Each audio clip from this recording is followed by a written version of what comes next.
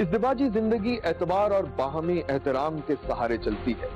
मियाँ बीवी की कोई बात एक दूसरे से छुपी नहीं रहती, लेकिन गुजरांवाला की 5 बच्चों की माँ और उसका शौहर अगरचे 15 बरस से इज़्दिवाजी जिंदगी गुजार रहे थे, लेकिन अचानक एक दूसरे के लिए अजनबी हो गए। मैं हूं पारस मसरूर और आप देख रहे हैं कोई देखे न देखे, शब्बीर तो देखेगा। रमजान ड्राइविंग कर रहा था कि इस दौरान उसकी बीवी की पाकिस्तान से कॉल आ गई। हेलो नजमा, मैं थोड़ी देर में कॉल करता हूँ। क्यों? अभी बात क्यों नहीं कर सकते? अरे भाई, मैं गाड़ी चला रहा हूँ, एक्सीडेंट हो सकता है, चालान हो सकता है, पाकिस्तान नहीं है ये।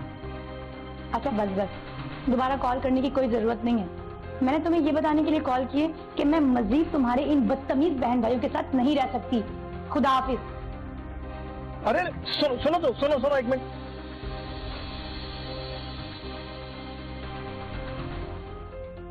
फोन बंद हो चुका था।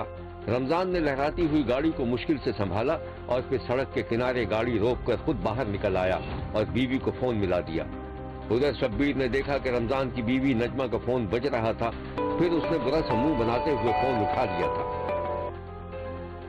रहे नसीब, शुक्र है अल्लाह का, मेरे शौहर को मेरा ख्याल तो आया। क्या बकवास है, मुझसे सीधी तरह बात किया करो। मसला क्या है? अरे सड़क पर खड़ा हूं मैं। मसला जो भी है वो आपके साथ नहीं है, मेरे साथ है मसला।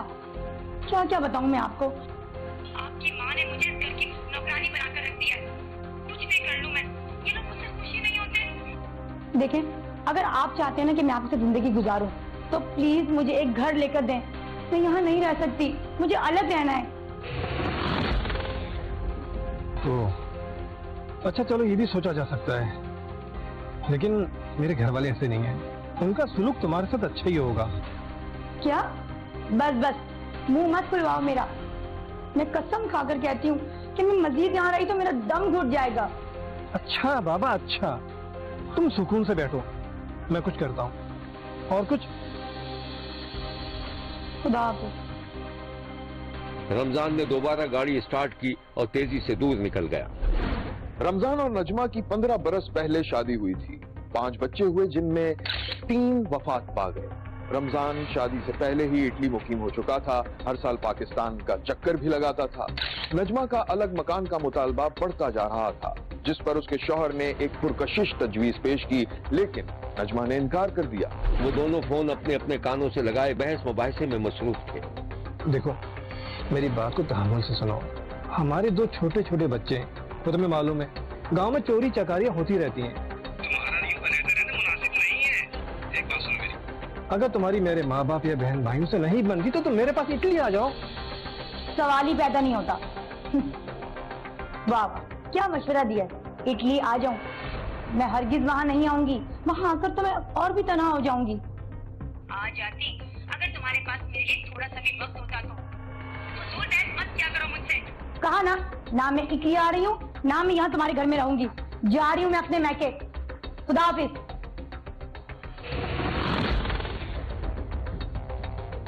एक बददिमाग औरत है, अरे भाड़ में जाए। अम्मी से बात करता हूँ।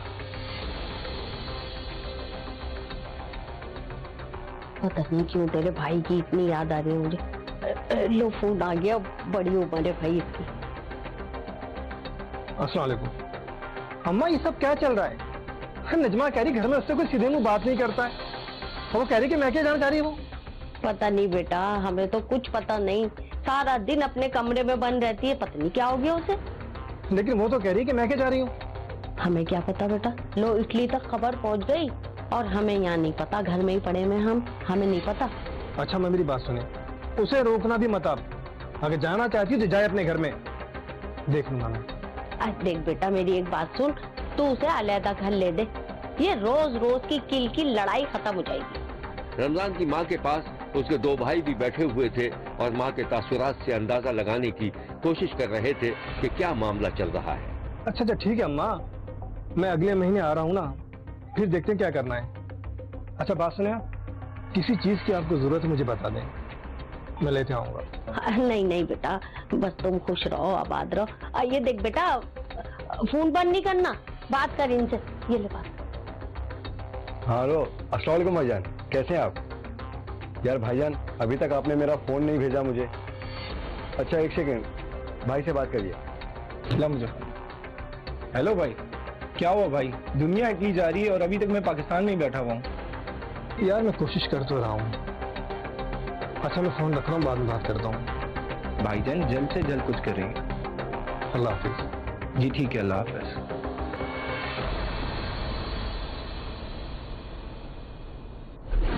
इटली से वापस आकर रमजान ने हालत मजबूरी एक छोटा सा मकान खरीदकर बीवी को दे दिया। फिर इस पर झगड़ा रहने लगा कि वो मकान बीवी के नाम पर किया जाए।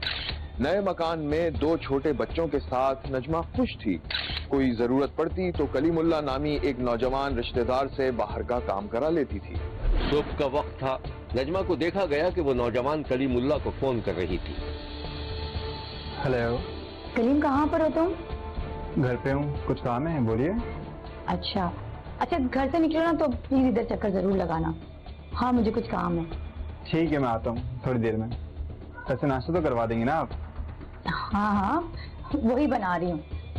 अच्छा सुनो, पराठा खा लेते हो? एक नहीं 2। ठीक है बना रही हूँ, आ जाओ तुम। ठीक है, ओके, अल्लाह हाफिज। नजमा किचन में नाश्ता बनाने में मसरूफ थी। दरवाजे की बेल बजी। नजमा ने खिड़की से झांक कर देखा। खुला हुआ है गेट, आ जाओ। कलीम सीधा बावर्ची खाने में पहुंच गया। क्या खुशबू है? पराठों की खुशबू होती ही ऐसी है। वैसे मैं इस खुशबू की बात नहीं कर रहा। अच्छा फिर?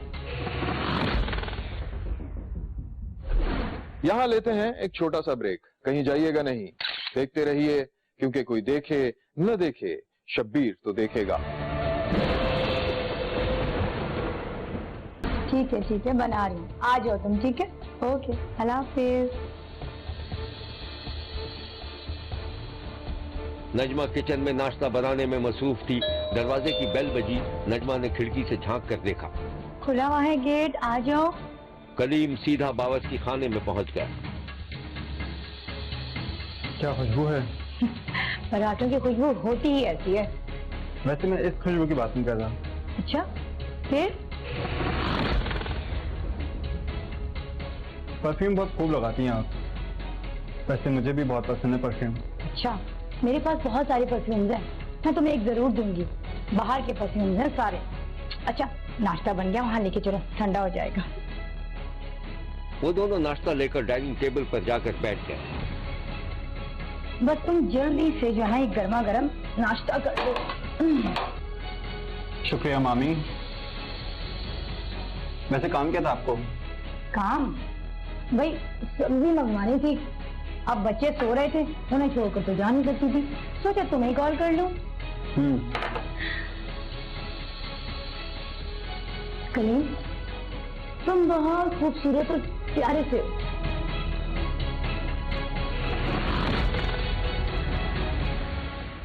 तुम्हें किसी ने बताया नहीं पहले? अरे आप माशाल्लाह खुद इतनी प्यारी हैं मामी। क्या फायदा इस प्यारे होने का? शौहर साहब तो एक नजर नहीं डालते। खैर तुम बैठो, मैं पैसे लेकर आती हूँ। ठीक है? ठीक है मैम।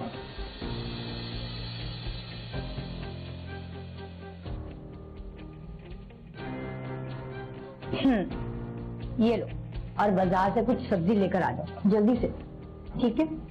नाश्ता तो कर लो। जल्दी खाओ ना।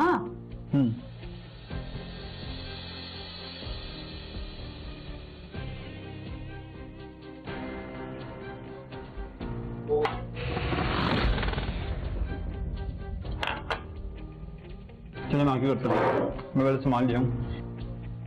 नजमा ने कलीम को पैसे दिए और वो तेजी से बाहर निकल गया। कलीम के जाने के बाद नजमा ने कॉस्मेटिक से भरी अलमारी का पट खोला, अपनी पसंद की खुशबू छिड़की और कलीमुल्लाह के लिए भी एक शीशी निकाल कर रख ली। नजमा अपने से कम उम्र नौजवान कलीम की मोहब्बत में गिरफ्तार हो गई थी। कलीम अब अपना बहुत सा वक्त नजमा के घर में गुजारता था। इधर नजमा के शौहर को इटली में किसी ने मुखबरी कर दी थी कि तुम्हारी बीवी किसी से मिलती है। इस खबर के बाद नजमा का शौहर 1 महीने के लिए पाकिस्तान आ गया और बीवी पर बिल्कुल जाहिर नहीं किया कि उसे कुछ मालूम है। शब्बीर ने देखा कि नजमा का शौहर सुबह देर तक सो रहा था और उसी कमरे में नजमा अपने शौहर के सूटकेस में कपड़े रख रही थी। शौहर की आंख खुली तो वो हैरान सा रह गया।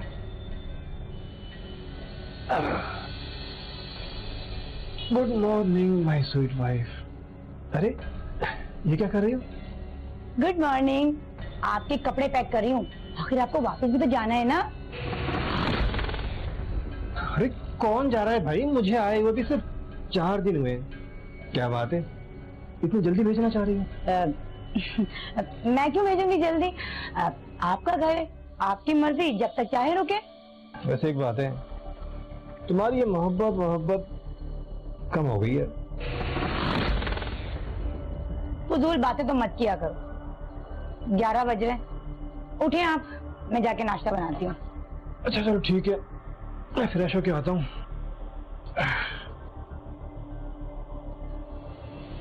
नजमा किचन में पहुंची तो उसके फोन पर कलीमुल्लाह की कॉल थी। फोन साइलेंट पर था।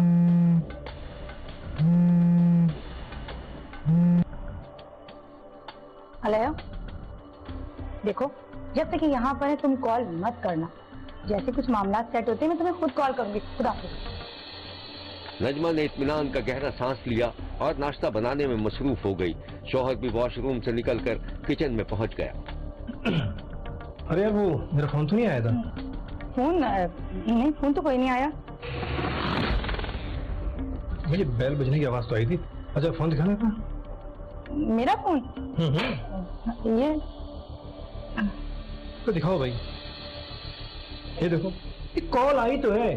अरे वो है ना कलीम, मेरा भांजा, इसे मैं कॉल बैक करता हूँ। अरे क्या कर रहे हैं आप?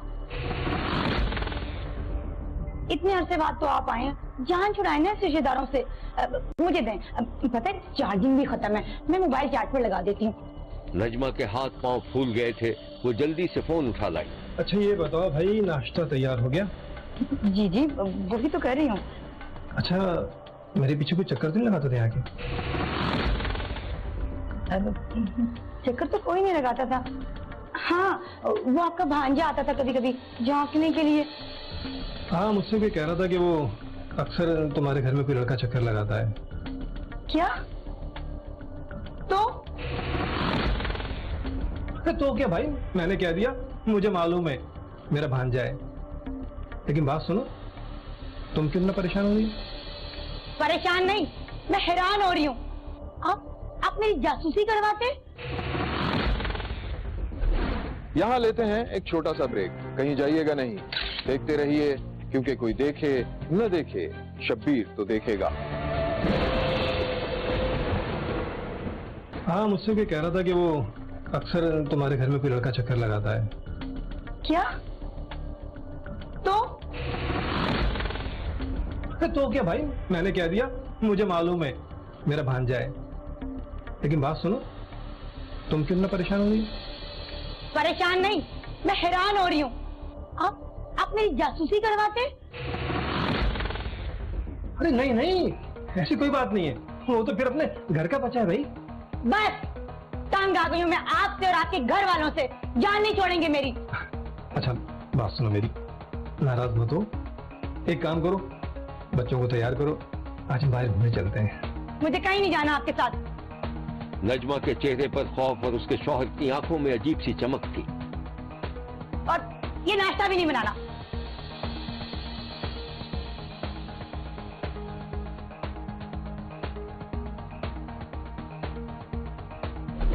नजमा के शौहर ने अपनी बीवी को अपने सगे भांजे के साथ टेक्स्ट मैसेज के जरिए बात करते देख लिया था, लेकिन वो खामोश रहा।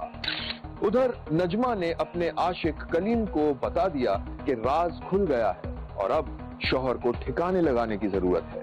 शब्बीर ने देखा कि शौहर की गैर मौजूदगी में नजमा अपने मुबैना आशना से बात कर रही थी। उसके चेहरे पर परेशानी के आसार थे। कुछ दिनों बाद इत्तेफाक से नजमा के शौहर का मोहल्ले वालों से किसी बात पर झगड़ा हो गया। शदीद मार कुटाई के बाद बच बचाव तो करा दिया गया, लेकिन एक तरह की दुश्मनी पैदा हो गई थी। मौके से फायदा उठाते हुए अपने शौहर को आशना की मदद से कत्ल करके इल्जाम मोहल्ले वालों पर डालने का मंसूबा बना लिया गया। फिर एक दिन मंसूबा कामयाब भी हो गया। शौहर को गला दबाकर कत्ल करने के बाद लाश खाली प्लॉट पर फेंककर मकतूल के घर वालों को ये कहकर इतला दी गई कि मोहल्ले वालों ने रमजान को कत्ल कर दिया है। इस वाक़े के बाद शब्बीर ने देखा कि कलीम मुल्क से फरार होने के लिए एक बस में सफर कर रहा था। उधर देखा गया कि पुलिस मकतूल की बीवी से तफ्तीश कर रही थी और किसी नतीजे पर नहीं पहुंच सकी थी। नजमा को हंसते मुस्कुराते पुलिस स्टेशन से निकलते देखा गया था। रमजान के कत्ल के 9 माह बाद पुलिस ने असरे नौ तफ्तीश की तो नजमा शौहर के कत्ल के इल्जाम में गिरफ्तार कर ली गई, जबकि उसका आशना जो उसके शौहर का भांजा था मुल्क से फरार होने में कामयाब हो गया था। गिरफ्तारी से पहले जब शब्बीर की टीम से मुलजिमा ने बात की तो वो कत्ल से इनकारी थी। मोहल्ले में ये बाइक पे जाते थे, शायद इन्होंने यही बोला। उनके साथ 2-3 लेडीज थी वो आदमी के साथ, तो उनके साथ ही बस इनका कह रही हैं कि रास्ते में आने जाने की वजह से कोई झगड़ा हो गया है। तो उसके बाद ये दोबारा फिर घर आए हैं, दोबारा घर आके तो दोबारा फिर उनके घर गए हैं। जब उनके घर गए हैं तो उन्होंने भी धमकाया और लड़ाई झगड़ा काफी ज्यादा वहाँ भी हुआ। मेरे और मेरे भाइयों के पास कत्ल करने का कोई ऐसा तनाजा नहीं था, कोई वजह नहीं थी।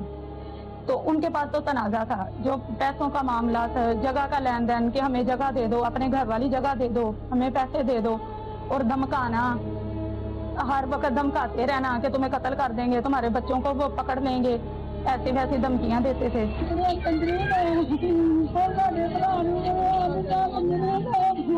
ये है मकतूल के लवाहिकीन।